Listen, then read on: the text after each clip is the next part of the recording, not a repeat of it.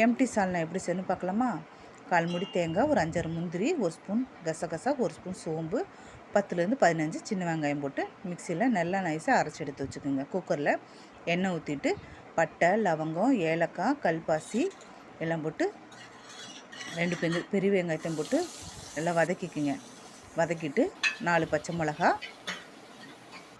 ஒரு கைப்பிடி அளவு புதினா போட்டு நல்லா வதக்கிட்டு நல்லா 1/2 ஸ்பூன் இஞ்சி பூண்டு பேஸ்ட்டு, நல்லா பழுத்த தக்காளியாக 2 தக்காளி கட் பண்ணி போட்டு நல்லா வதக்கிக்கிங்க.